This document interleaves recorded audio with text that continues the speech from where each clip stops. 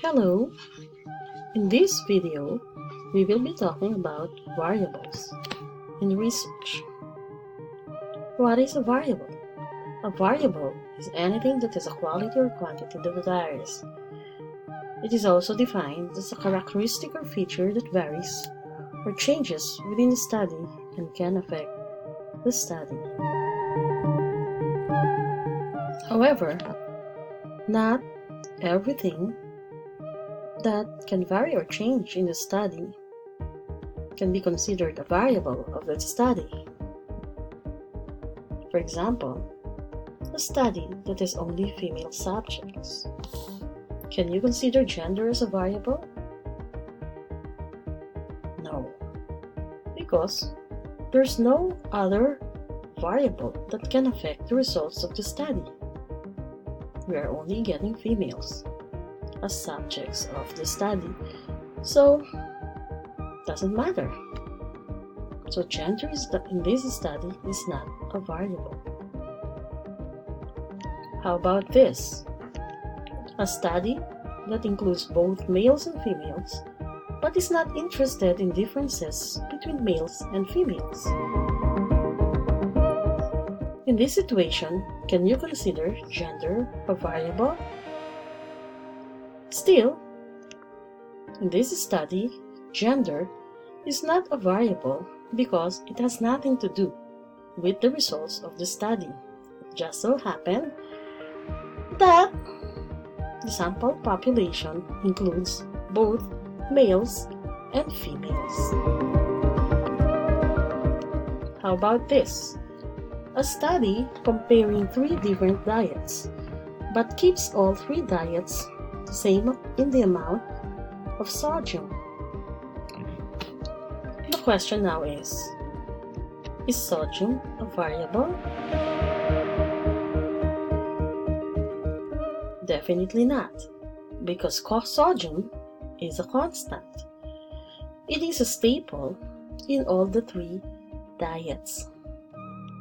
What can be variables in this study would be the number of calories and the fat and carbohydrate content of the 3 different diets.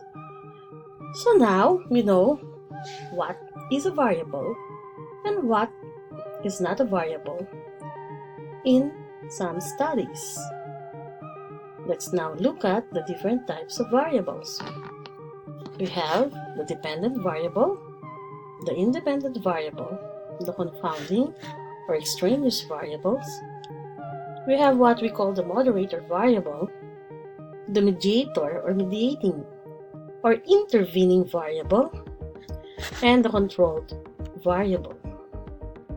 Let's discuss these variables in detail one by one. The first variable is the independent variable. The independent variable is the variable that is manipulated.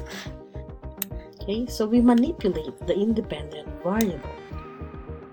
Also, we call it the grouping variable because it is through the independent variable that we create treatment groups in our experiments or studies.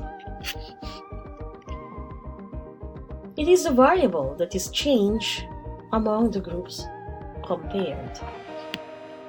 And in statistics, it is also known or referred to as the factor.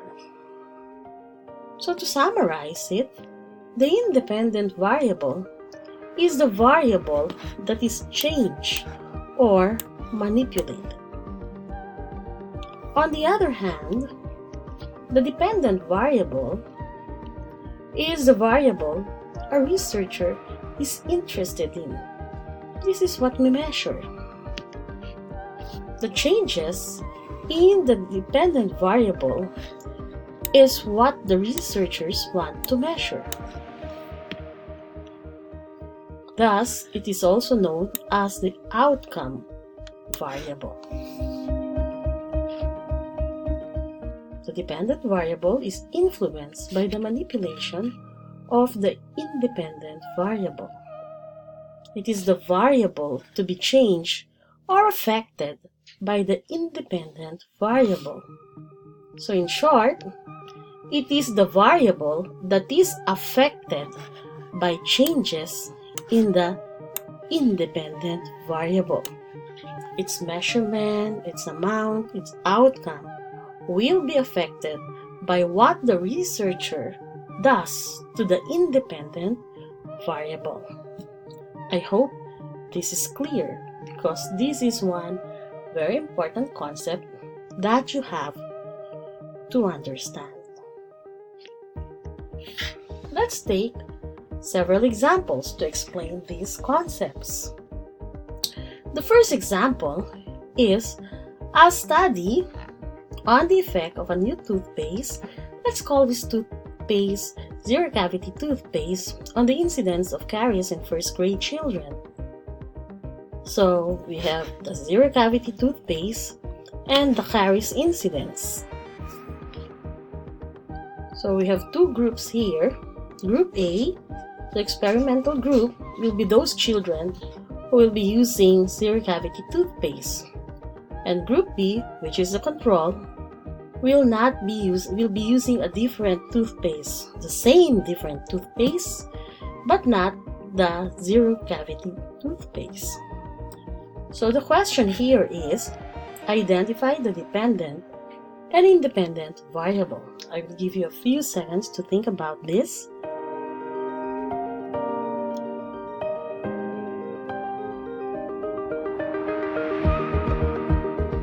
So have you thought about it now? The independent variable in this study is the use of zero cavity toothpaste. This is the independent variable. And the dependent variable is the incidence of caries. Did you get that? Another example.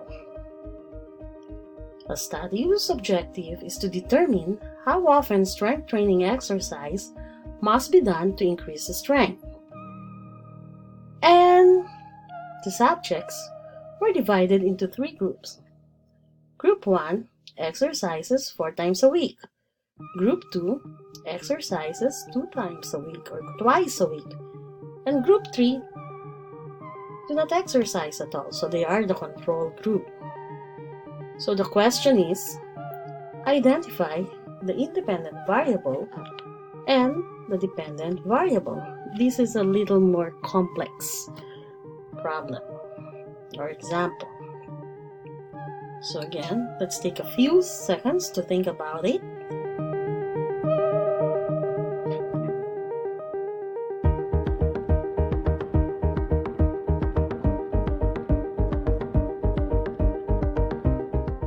Okay, so the independent variable in this study is the frequency of exercise, or how often strength training exercise is done. And the dependent variable is the increase in strength. As you can see in this example,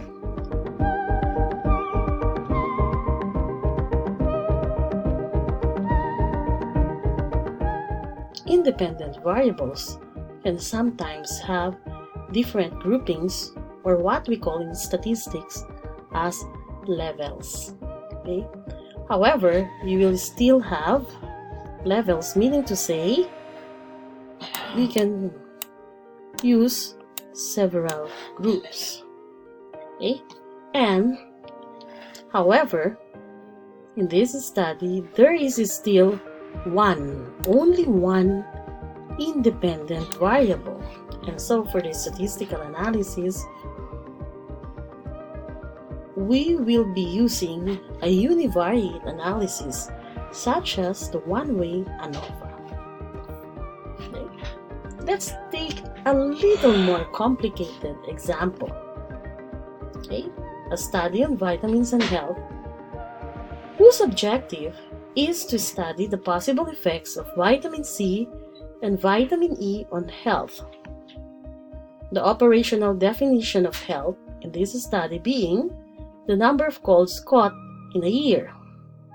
So we have two vitamins in this study, vitamin C and vitamin E. And each vitamin will have different dosages. Okay? So, the question is, which are the independent variables and the dependent variables?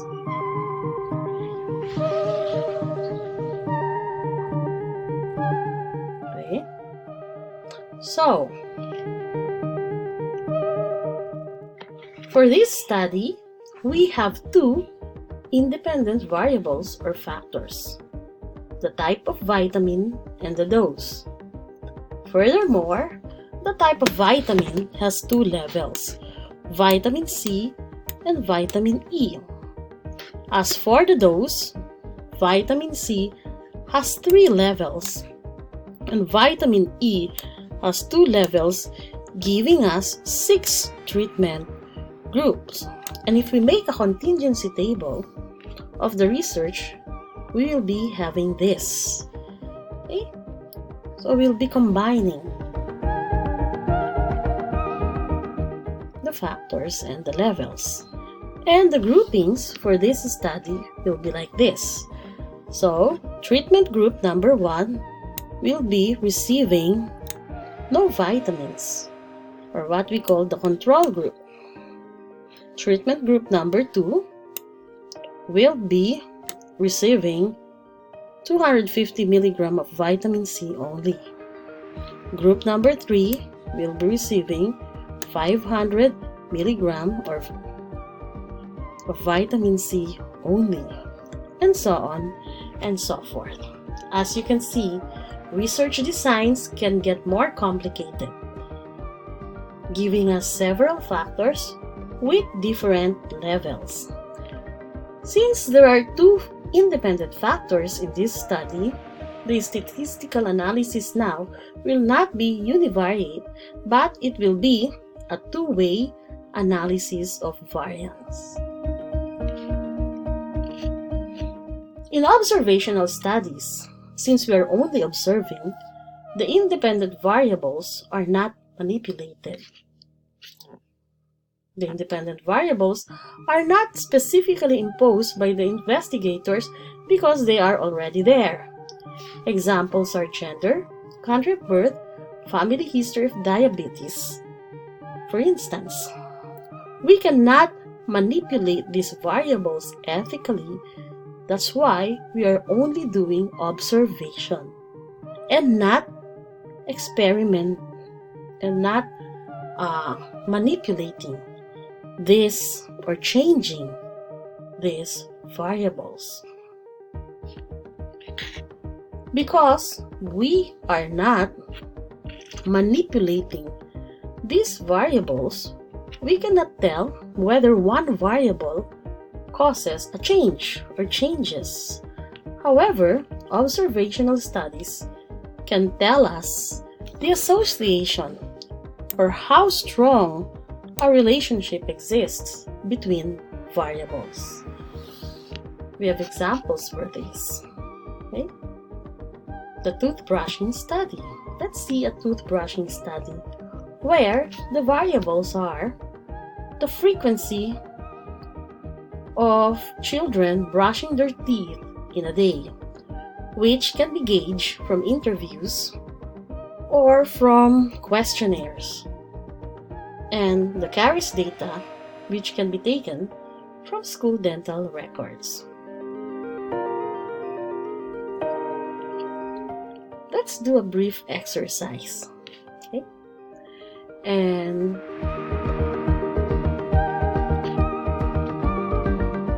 can you make a research question or statement given these two factors? The null hypothesis, identify the independent variable and the dependent variable. I'll give you a few minutes to think about your answers.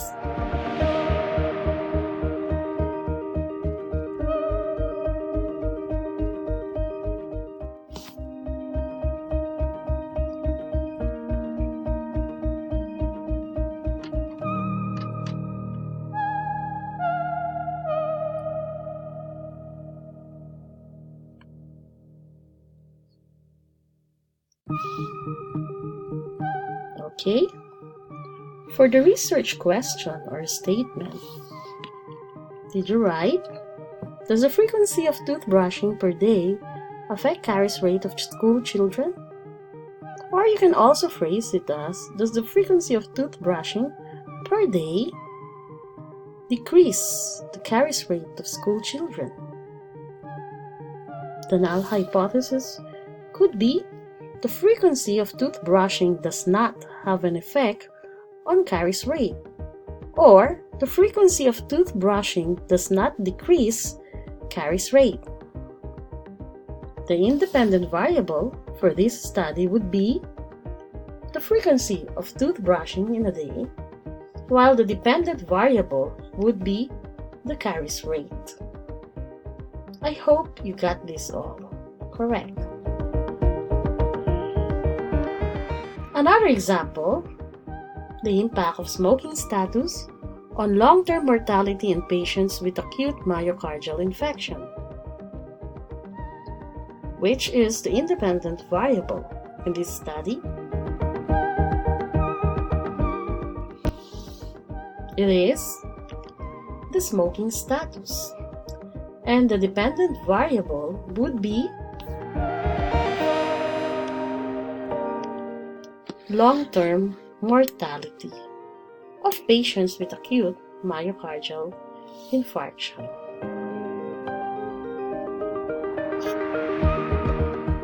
I hope it's clear to you what a dependent and independent variable is. Now let's move on to confounding or extraneous variables. These are interferences caused by another variable. It is an outside influence that changes the effect of a dependent and independent variable. And these confounding or extraneous variables should be taken into account, otherwise it will ruin the research. In research, we have to be sure or to be certain that the association between the dependent and independent variables are well accounted for, and whatever confounders should be noted and controlled. Here is an example of a confounding variable. Remember the effect of zero-cavity toothpaste on caries incidence we talked about early in this lecture? Okay, so for example, we got the results, and the results that the caries incidence of children who use zero-cavity toothpaste is the same as those who do not use zero-cavity toothpaste. So the researcher might wonder why. If zero-cavity toothpaste is a really good toothpaste, how come that it didn't have any effect? Okay, as shown in the results. So, it can be that zero-cavity toothpaste causes more tooth decay, or zero-cavity toothpaste does not stop tooth decay.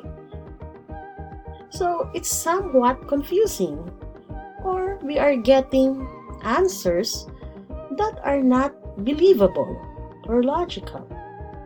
So, one way to explain this result is that the confounding variables were not controlled or taken into consideration. For example,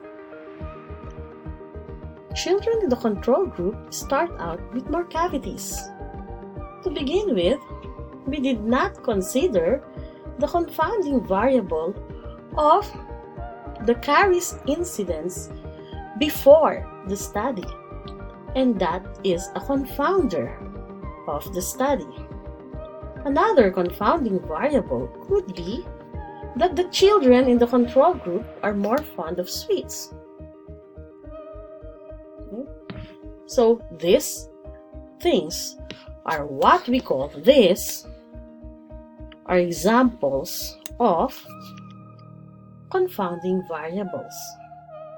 They are also referred to as biasing variables.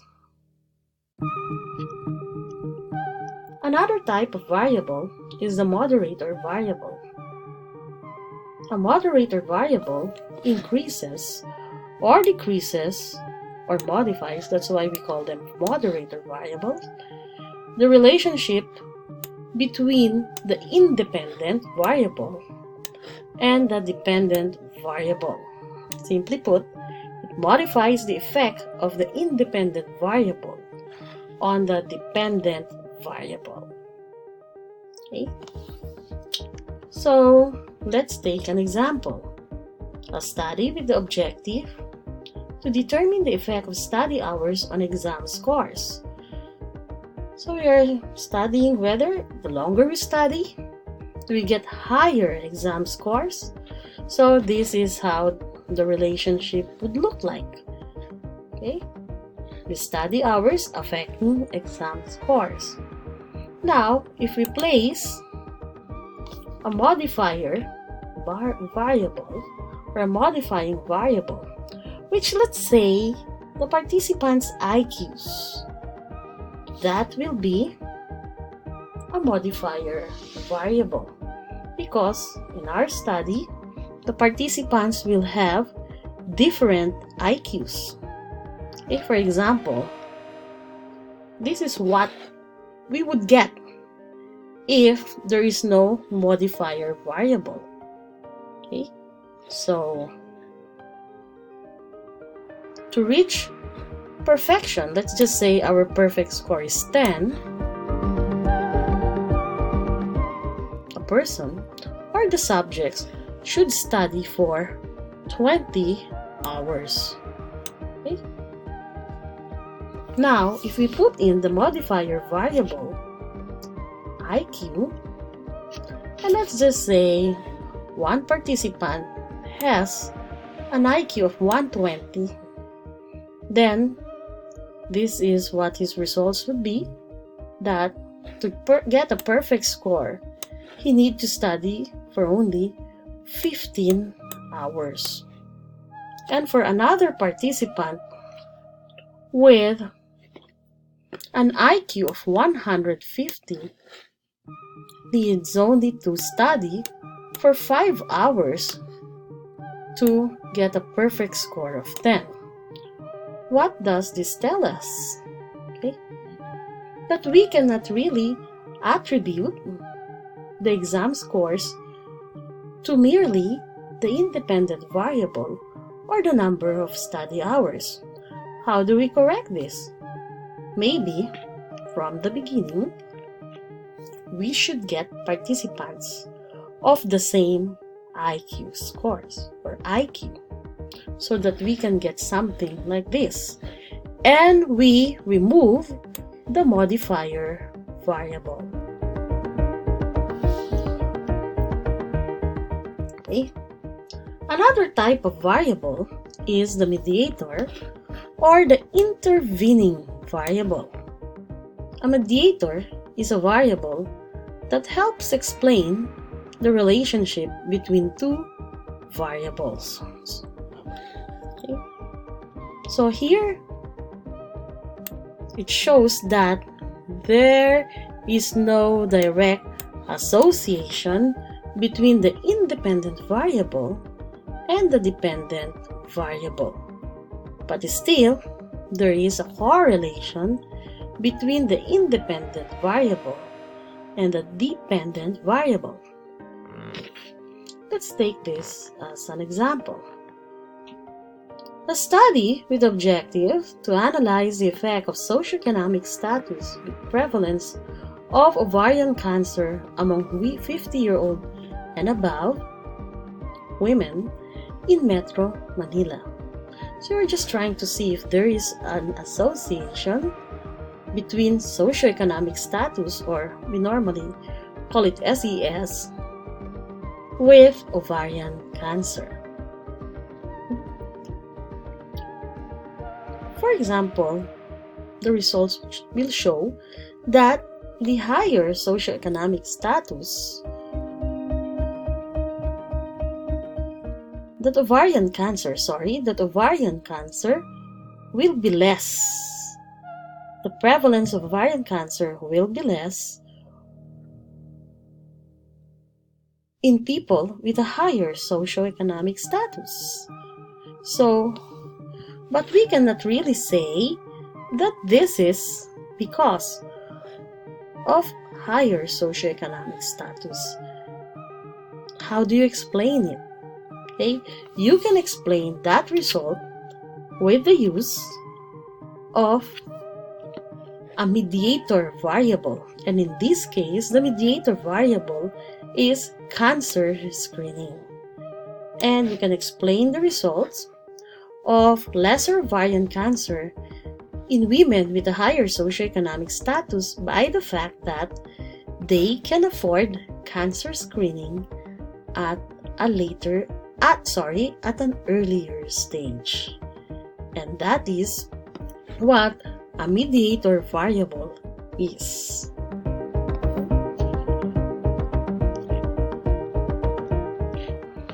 And the last type of variable is the controlled variable. These are variables that are kept the same or constant in each trial.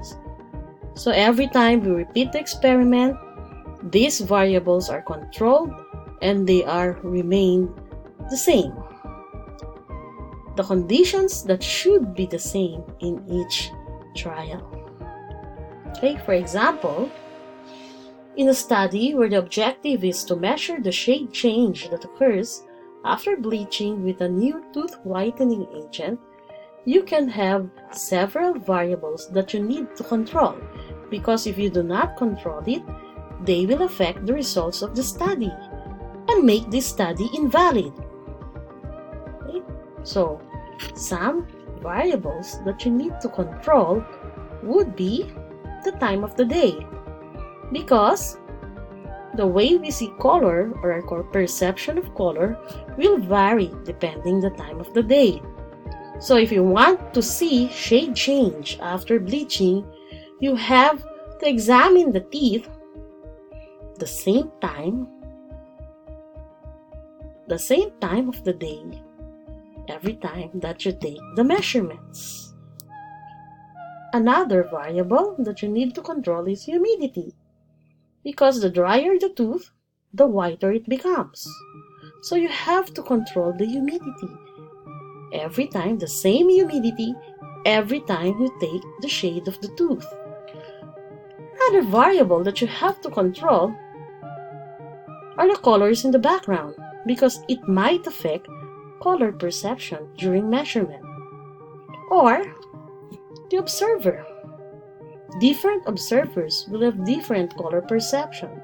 Perhaps you should only use one observer. And the camera and camera settings. That means to say you have to use the same camera and the same settings every time you take shade measurements. Okay, so these are variables that you have to control, because if you do not control them, they will make the results of the study invalid. These are the controlled variables. So, that's it. Those are the research variables that you have to be aware of when you are doing research. Thank you very much.